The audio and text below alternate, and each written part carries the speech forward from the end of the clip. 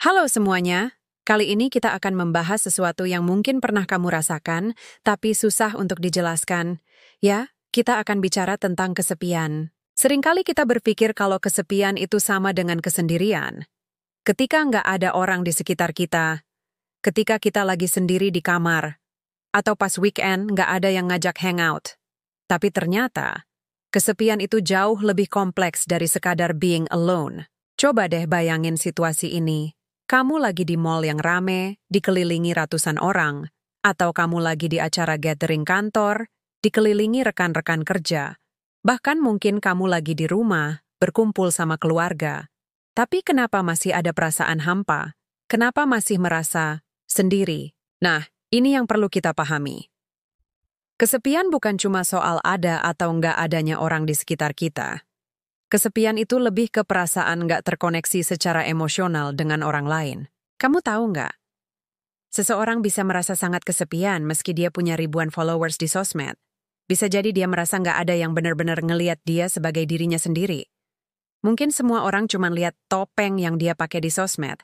Tapi nggak ada yang tahu gimana dia sebenarnya. Atau mungkin kamu pernah ngobrol panjang lebar sama seseorang, tapi ujung-ujungnya cuma dijawab atau iya. Rasanya kayak ngomong sama tembok, kan? Nah, ini juga bisa bikin kesepian, karena kita nggak merasa didengar dengan tulus. Yang paling dalam itu ketika kita nggak merasa dimengerti. Kita bisa cerita seharian, tapi tetap aja ada bagian dari diri kita yang nggak bisa dipahami orang lain. Ini yang bikin kesepian terasa lebih berat, karena kita merasa sendirian dalam menghadapi perasaan kita. Tapi teman-teman, ini semua normal dan valid banget. Kesepian adalah bagian dari pengalaman manusia yang universal. Yang penting adalah bagaimana kita menyikapinya. Mulailah dengan being present untuk diri sendiri. Dengerin apa yang kamu rasain, apa yang kamu pikirin. Jadilah teman yang baik untuk dirimu sendiri. Dan yang nggak kalah penting, mulailah membuka diri untuk koneksi yang lebih dalam dengan orang lain. Ingat, kualitas lebih penting dari kuantitas. Lebih baik punya 1 atau 2 orang yang benar-benar bisa jadi tempat sharing, daripada ratusan kenalan yang cuma tahu kita di permukaan aja. Nah, yang bikin bingung nih, banyak yang mikir kalau kesepian bisa sembuh cuma dengan ditemani. Padahal nggak sesederhana itu. Kamu pernah nggak sih merasa kesepian justru di tengah keramaian? Itu karena yang kita butuhkan sebenarnya bukan cuma kehadiran fisik, tapi pemahaman dan koneksi emosional. Yang kita butuhkan itu tempat di mana kita bisa jadi diri sendiri. Tempat di mana kita nggak perlu pura-pura kuat terus. Sayangnya, banyak dari kita yang malah kebentuk jadi pribadi yang selalu pasang topeng. Takut dihakimi kalau jujur sama perasaan sendiri. Akhirnya, makin kesepian karena nggak ada yang kenal kita yang sebenarnya. Coba deh pikir, mending mana?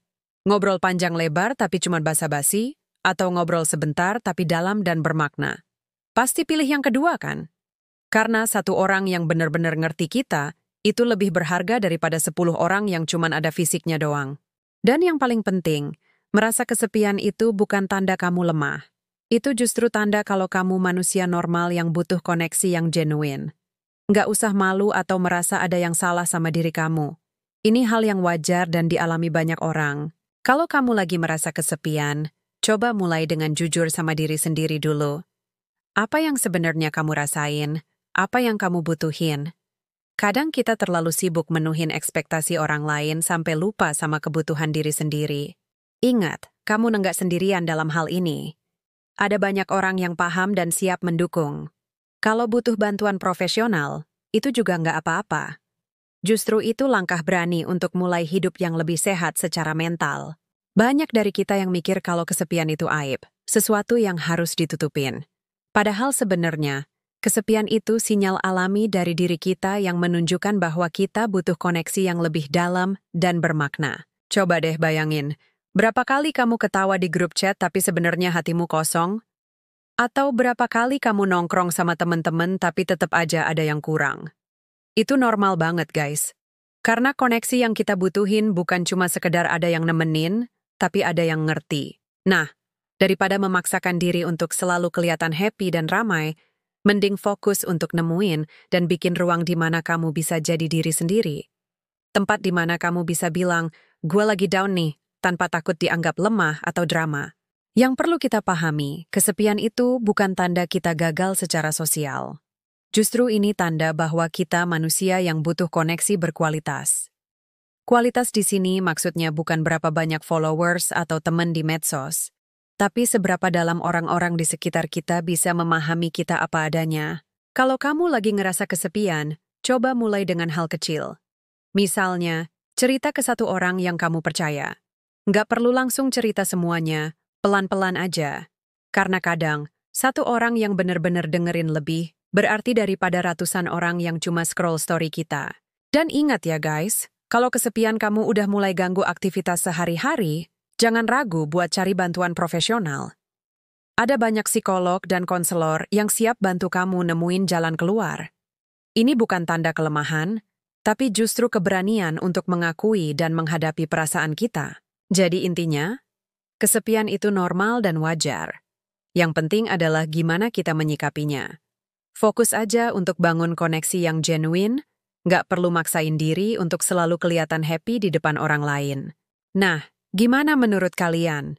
Ada yang pernah ngalamin hal yang sama? Share pengalaman kalian di kolom komentar ya.